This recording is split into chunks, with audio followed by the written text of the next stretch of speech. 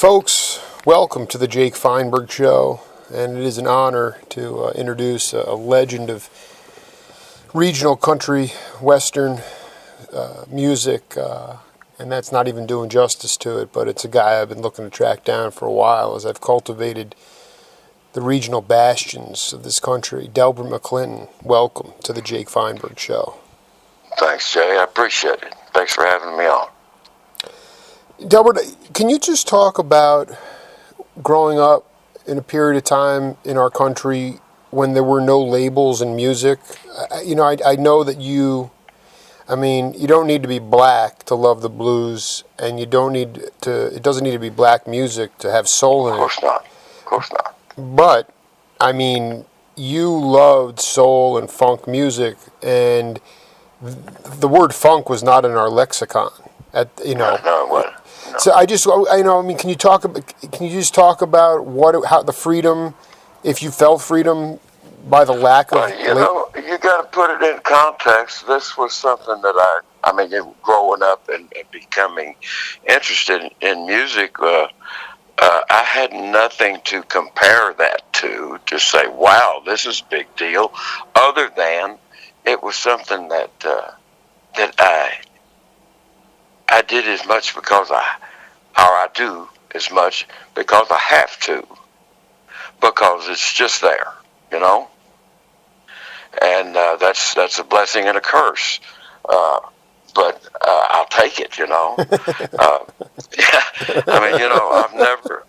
I've never been without motivation musically. Oh, well, that's not true. There were times when I had so many other things to worry about that I wasn't very creative musically. But at the same time, I was working a lot. It's like water. It's never changing. You look at the water and it changes. Well, it's the same way with life and anything in it. And what I've done is I did it because I had a need to do it. So I found myself looking back in the most interesting place in time musically, because I was so impressed as a child with the war music, World War II, big band stuff, and Johnny Mercer songs were the background of my life. That and Nat King Cole and then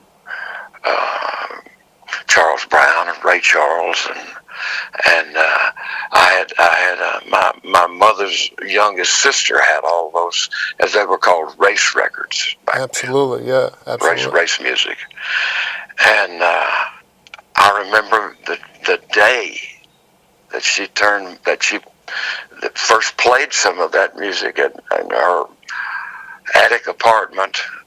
I had to come by it every day walking to school, and I'd stop by there sometime, hang out a little while, get a cookie or a drink or whatever, and that's where I heard this music. And the next time I had something to hit me like that was when I was coming across a field where me and some other guys had been over there farting around, shooting guns, in the woods. Sure.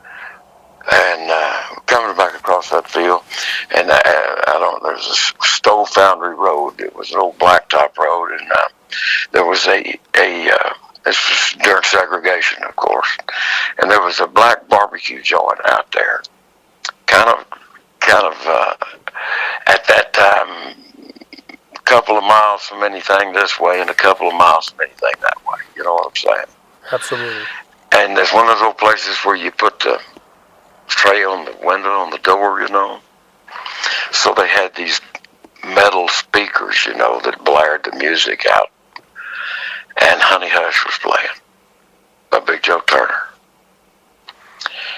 And man, my blood started heating up. And I gravitated towards it, And the next big night that I changed my life was the midnight movie for Rock Around the Clock.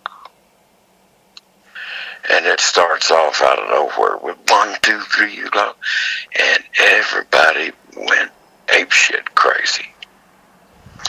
It was a release like none I'd ever known. And not to mention that at that day in time, whenever that was, I was, gosh, maybe 13, I don't know, 14. And to go to a midnight movie was about as radical as it got. Right. You know? And so, you know, moments in time that... Sure.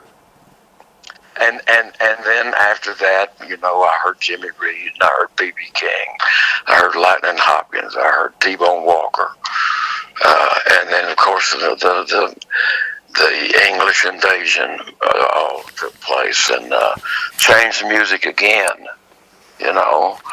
So I've had the luxury of having a front row seat to all this. You know, Delbert, I mean, it's just so great to talk to you, man. I'm just for the record, I was born in 1978, and I've interviewed about 500 cats, and I wanted to read you this quote from one of them. One guy I go way back with from Texas is Delbert McClinton. Delbert had been given my number because he was playing mostly blues and shuffles and wanted to do some James Brown type stuff.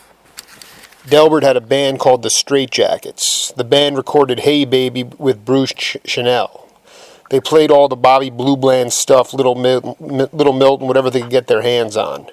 Ray Torres was the drummer on that great hit Hey Baby. That's actually he wasn't.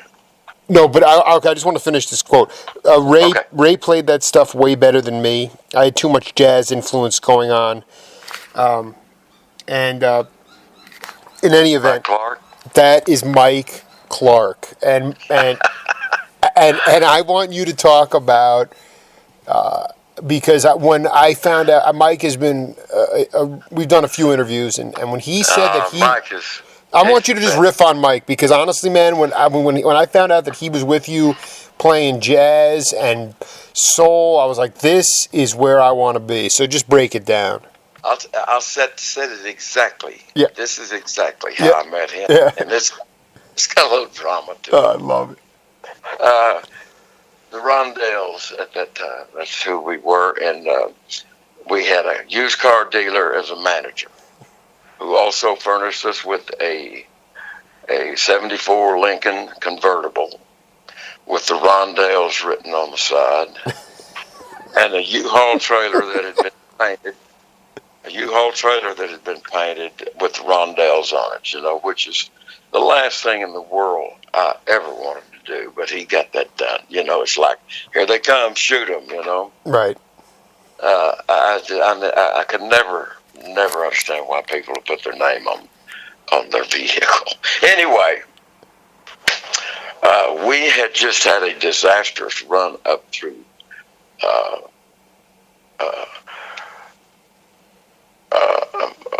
around Chicago and some little towns up there and stuff, and had a couple of dates canceled, and we didn't have any money left, and you know, because we didn't get paid for these shows. And so anyway, we had to start back, and there's 5 of us in this car, and we're all dead tired, and we start back, and we get to somewhere in Missouri, I don't know where it was, and the starter goes out on the car, so we finally get it jumped, but we can't turn it off. And so we're driving back to Texas with that Lincoln in the trailer, and anyway, it just everything went from bad to worse. Finally, we got home, and the drummer quit. He's gone. And when we got home, he says, "We got a week-long date for y'all in Duluth, Minnesota. You know, show play to the world." Wow. You had to go back? You had to drive back? Well, so we didn't have a drummer. Right. So, as fate would have it, I bumped into, we were home for a few days, and I bumped into Mike Clark. And, you know, you bump into him, you know it.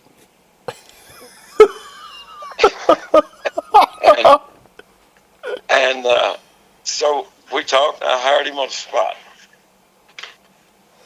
Did you? I mean, did you know his father at all? No, I didn't know anything about him except that he was funny as hell. And you ride in a car with him, he plays the entire car. Anything he can touch, he's beating on it and playing, slamming the glove box and doing it all in time, perfect time. And you know, I thought, well, hell, if we can't do a good show, at least it'll be entertaining, you know. And so that's how I met Mike, and I got a new record about to come out, and actually Mike's playing on a couple of things on it. Really? Yeah. And he and I have plans, as soon as we can get it all together, I'm going to go to New York, and we're going to fool around and do some stuff, and he and this friend of his, and a friend of mine, Tim, we met, who used to play with James Brown. They're going to put together like Basie type big band behind some stuff, and it ought to be a lot of fun. How early were you actually on the road? I'm producing a documentary on Stan Getz, and he was on the road with Teagarden in 9th grade, and I'm just curious about when you first went on the road. Well, now, on the road, let me clarify what on the road was the first time that we went on the road. It was West Texas, which is just not a hell of a lot out there. Abilene. We played Wink. Wink is where Roy Orbison was born. It's in the middle of the desert. And the place we played in, they had to run an extension cord from the trailer house next door for us to have power in the amps, in the PA. And it got overloaded. The amp that didn't catch on fire, started smoking, it quit working. And somebody tore the door off the men's restroom. It was pretty rowdy bunch. Anyway, we got out alive and made them like it, you know. I guess what I'm getting at is that Stan was exposed to, Teagarden, he learned how to bend his right arm pretty well, and a lot of the cats were doing smack. I'm just curious how you navigated around some of the pitfalls of being let's face it, you were out there. Again, maybe the circuit wasn't huge, but you were just out on your own. Getz needed a truant officer to come get him sometimes. And I'm just curious about how you avoided, if you were able to avoid some of those vices. Well, no, by the time I started playing music, playing in front of people, I was about 16. And in Texas, you could play in a beer joint at 16. The only thing is they rope off a little area, and you've got to sit over there on your break and not drink alcohol. It was the peanut gallery or something. Yeah. The peanut gallery, right. which was ridiculous. It was just ridiculous. Anyway, that's it was you made it up as you went along, because there was really no precedent to go by in playing rock and roll music or blues music or whatever music you had in your head, other than country music or country club trio,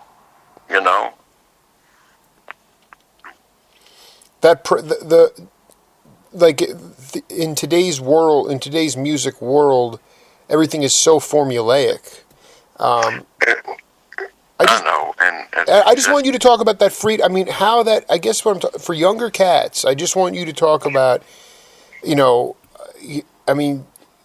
basically the idea that there was no precedent. Can you talk about how that enabled you to find your own voice? Well, it wasn't such an enabling thing. It was a do or die thing. Yeah, right. It was like, well, what are you going to do? Hell, I don't know. Let's try this. Yeah, okay. That's how you learn. And, the important thing, I think, that should be known about people who grow up and for no discerning reason, uh, are all of a sudden playing music and getting caught up and lost in it. For those, that kind of passion is not something you learn. It's something that you have. Right. And so I don't know. It was magic. It was absolute magic. Yeah, there's only two letters that separate. It is magic. Yeah, there's only two letters that separate music and magic, and to me, it's like there's a spiritual element to being on the bandstand, and did you really did, did you go on the Chitlin circuit at all? I mean, did you see James Brown and the Flames, those cats? No. I mean, No, I was pretty much isolated in Texas, man, because I got married young.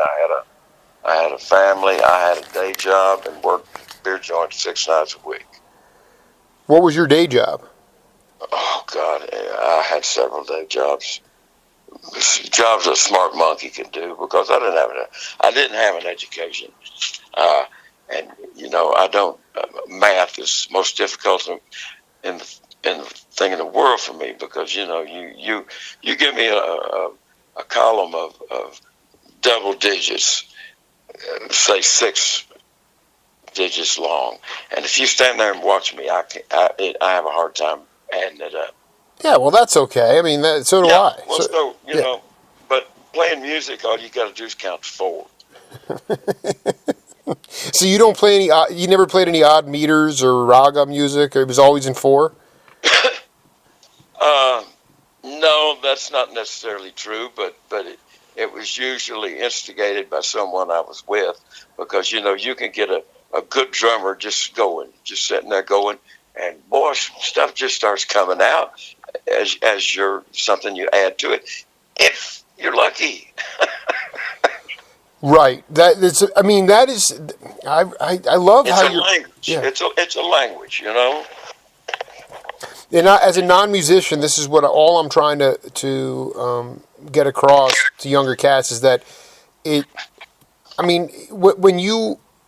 Do you remember the first time you heard one of your hits on the radio? I mean, you didn't even have the time to really, think about what you were doing. Well, I didn't have any, quote, hits, unquote, until I was fully grown man. I mean, 40-something years old. Whenever giving it up, I think that was 80. So I was 40 years old.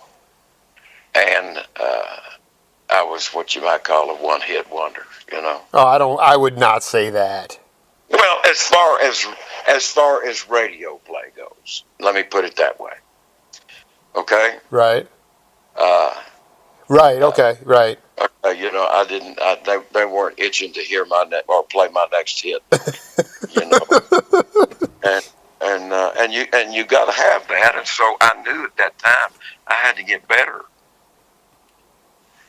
And it took me a long time to grow up. I was 45 years old before I finally admitted that I didn't know anything to myself, which is a whole other story. Anyway,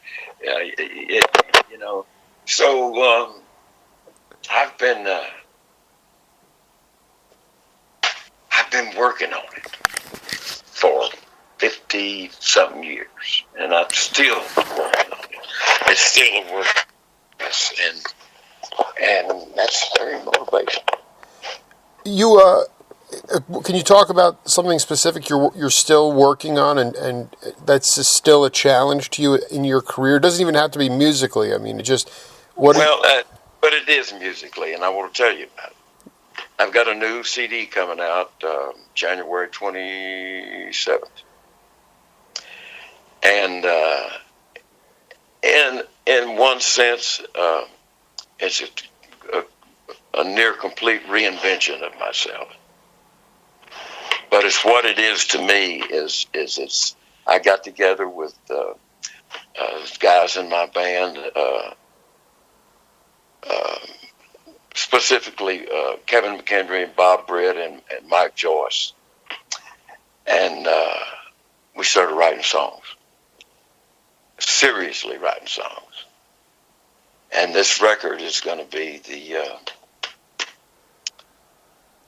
it's going to be great.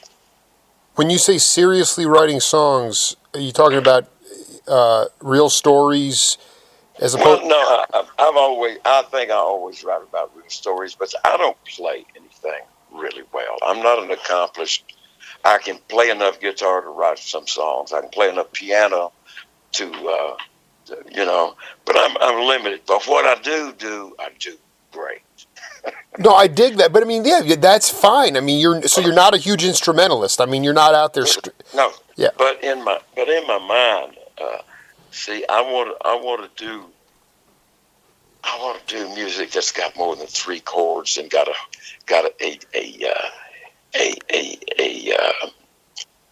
message to it other than ain't she pretty or she hates me or let's drink beer, right? Or something that I feel like counts. And this record to me counts. In this record that I've got coming out, I've done what I came to do. Delbert, one of the L's on my show is about leadership. And I like the fact that you stay within your means. You're not trying to, get up there and wank on the, you can't, you're not a prolific instrumentalist or soloist. But can you talk about what you believe are the most important qualities of leaders? You've been a leader for quite some time. Leadership qualities on the bandstand that are, really specifically on the bandstand, that are nonverbal, that are most important. Passion.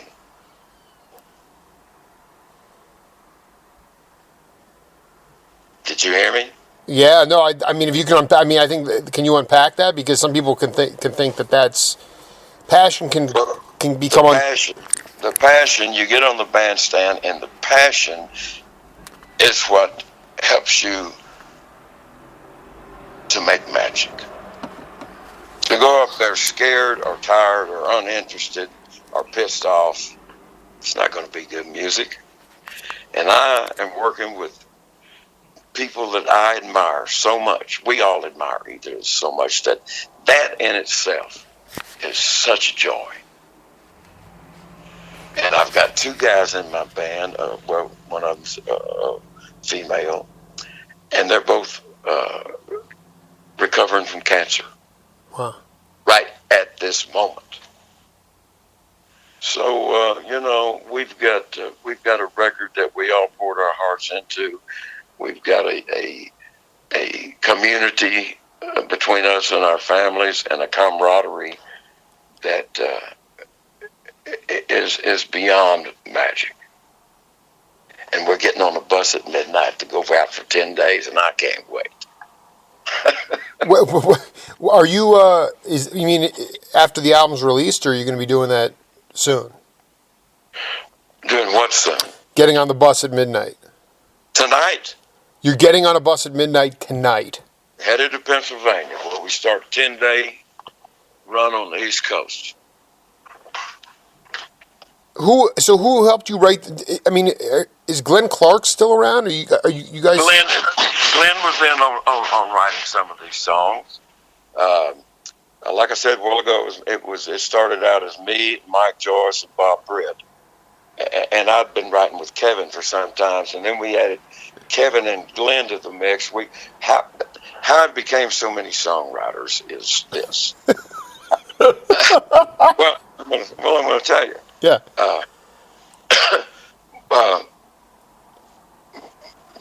You can't. In the first place, it don't matter how many songwriters you have anymore. Nobody's going to make any money off of it because you don't make any money being a songwriter anymore. That's it's true. all free. That's right. You don't make any money selling records unless you're one of the Beyonce type sales, because it's free.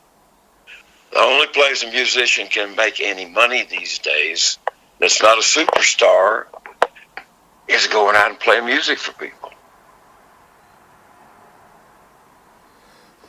How did you all those cats that all the songwriters? Okay, they were all in my band in the first place, except Glenn. Glenn's been in my band forever and always will be. He's my oldest, closest friend. Well, as far as I'm concerned, you guys should be going into the Hall of Fame together. I agree.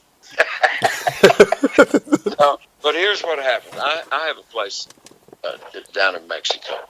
Nice place. Yeah. And for the last 4 or 5 years, been going down there with guys and writing songs and hanging out and letting the air out, and focusing and having good fellowship, with people that you love being around. So we go down there, and when we decided, when I talked to Bob Britt about, I want to make a record, and I want it to be really good, serious songs. And he nodded his head. And so before we all went down there as a gang to write, me and Bob and Mike got here at my house, and in 3 weeks, 3 Wednesdays in a row, we wrote 3 incredibly good songs, which really opened our eyes. That's when I said, okay, let's all gang up and go to Mexico for about 10 days and do this again, and then make a record. We did that, and at that point, there were 5 of us, and everybody's name's on his credit, and I'm glad, because I don't want anybody to forget who all was involved. How did you... yeah. Go ahead. Did you tell me to go ahead? Yes, I didn't want you... I didn't mean to cut you off. I'm sorry. I didn't know you did. Where in Mexico is your pad? San Miguel de Allende. Wow. Yeah, no, I mean, I need the McClinton tour to come to Tucson, where I am, man. Well, I'd love to, but they can't make any money out there. Can't make any... Yeah. You're making money in Pennsylvania? Oh man, I do well on the East Coast. Oh, I bet. Yeah. It's out there where you are that I can't get arrested. Let me ask you something. I admire. I gotta talk to you about your concept of love, because, you've had 3 children, I believe, with 3 different women. Is that right? That's right. So, I mean, I have 2 daughters. My marriage is, I respect the fact that you definitely knew that you had come to the end in certain relationships. You said you got married young with one, and now you're with, I believe Wendy Goldstein is your wife now, and right. She's the last one, by the way. Yeah, no, absolutely. Put the baby to bed. But I mean, can you talk about your concept of love, and ultimately, Delbert, how you just try to bring love to the world? Well, I've got to say this. I didn't know what love with a woman was until I got with Wendy, and then I understood what love is. And what is it? Well, it's total integration with someone that you become one. I never felt that in my first 2 marriages. I was learning, and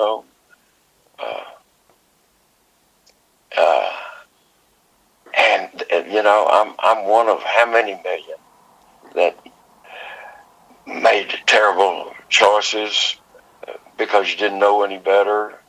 I mean, I'm not saying just for me, for the people that I married. You know, it wasn't any good for anybody. Right. So, when animosity grows, you have to make decisions. Well, you always have to make decisions. Paramount is being able to make a decision, right or wrong. But most people, or not most people, but so many people don't, and they end up wallowing around in life until the sadness of it overtakes them. Right. And that's terrible. You knew inside of you that you were never going to get. How did you? Even though when you were young and learning, you still knew you had to break away. Well, like I said before, music was something that has dictated my life. Right. And to answer your question, I knew that those relationships that I were in that weren't working, to try to stay in them would have been the most horrible thing I could have done to myself or anybody involved. So I had to go. I had to go. It was just that simple. It was. I had to go.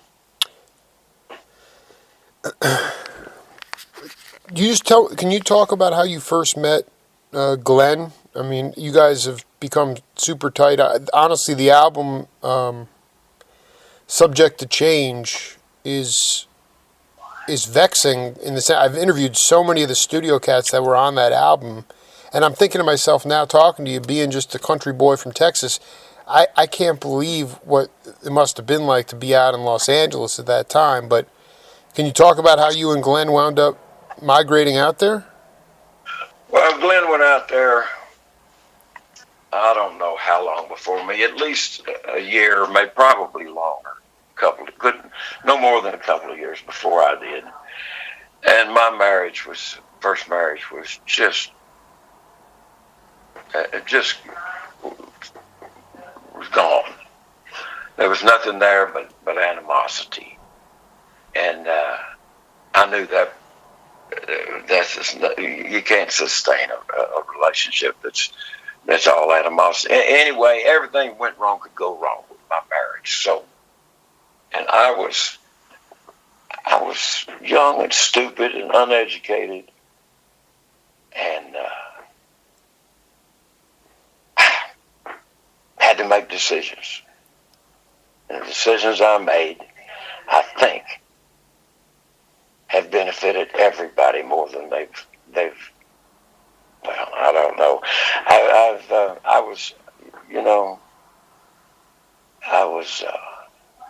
was not a good husband to either one of those women. So I was a jerk. I was a prick. But none of us were scoring big points on making good decisions. No, it's hard to be a musician. I mean, It's hard to be anybody, I know. And have, that's the most important thing you can teach your kids and drive in their head is make good decisions, because that's what you're gonna be faced with your whole life, is the decision to do this or not, or what to think through it, and you can't think through a lot of things when you're young and testosterone rules your life. Were you able to tour after those albums prolifically, because there was like a big band, Subject to Change specifically, like were you? Well, it's not so much touring prolifically. It's had a 6-night-a-week job in a beer joint, and 3 of those nights were at an after-hours joint till 5 in the morning. In Los Angeles? In Fort Worth, Texas. So after, but I mean, when you went to cut those albums in the early 70s, you were already in L.A., though. Well, we were in L.A. That's where we went out. That's where we hooked up with the people. Daniel Moore, who produced that first record. Oh, boy. So he he had an inside at Paramount Studios in Hollywood. We could get the studio on spec. So we decided, Glenn and I had a hat full of songs, and we went in there and we made that record. And during the time we were making it, Earl McGrath, who was a good friend of Ahmet Ertegun, who is or was Atlantic Records. Sure. He heard we were mixing in there, and he heard it, and he came in and he said, I want to put this record out. So that excited us. We hadn't had anybody say that to us. And so we signed a deal with Clean Records. It was the label was a hand with a bar soap. I love it's got like a red label on it. It's weird. It's really funky looking. I know. Anyway, no, but that album swings, man. It swings so hard. Some of the ballads on there are serious. Well, I agree. I listened to that though, and all I want to do is redo it. Why? Well, because I think I could do it better now. I know I could do it better now, or I could do it better in that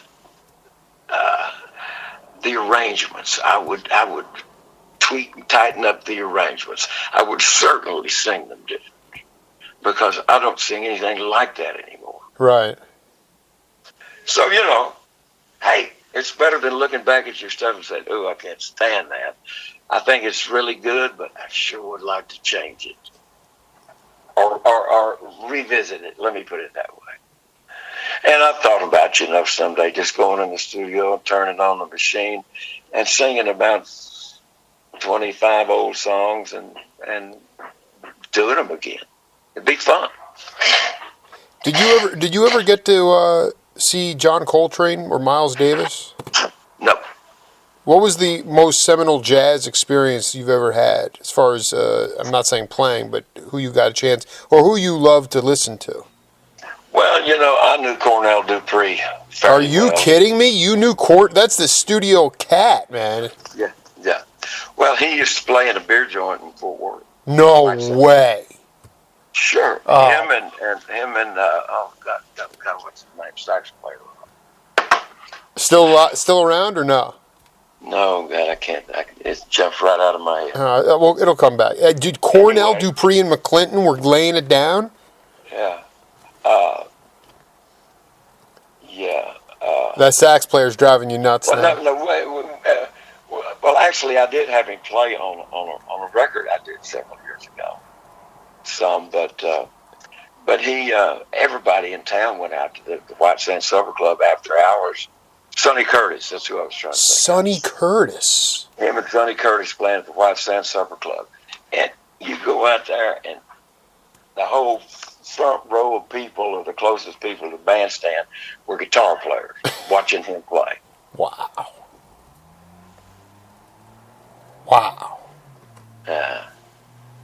So you and him got to, but I mean, so just as an admirer, you went up and started rapping with him. Did you actually get a chance to play with him? Oh yeah, with some, sitting in with him and other guys at different places. It was everybody.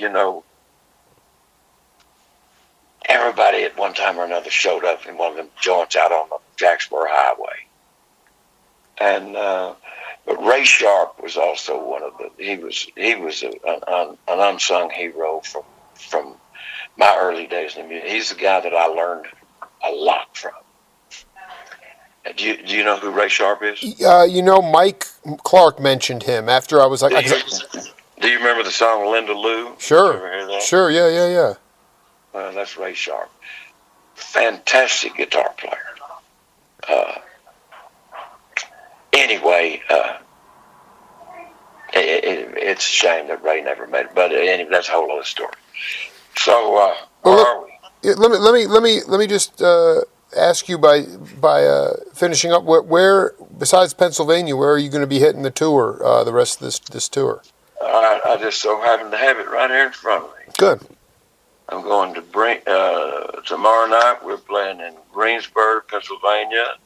The next night in Rocky Mount, Virginia, then to Stamford, Connecticut, then to New Haven, Connecticut, Boston, Massachusetts, Norfolk, Connecticut, and New York City. Where are you playing in Boston? Boston. Where am I playing in Boston? Wilbur Theater. I've never heard of that place. Oh yeah, it's a big old theater they got there.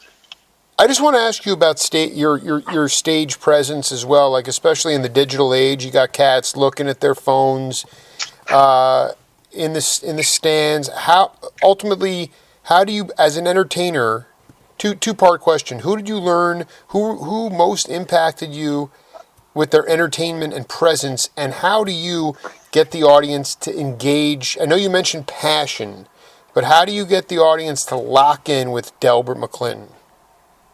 I insist on it.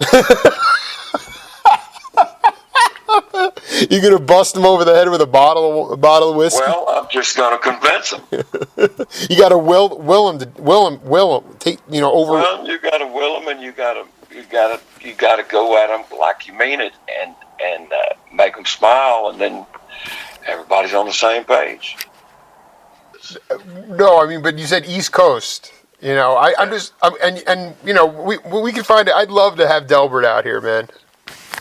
Well, you book it. Send me half the money, and I'll show up. Okay. This is your kind of town.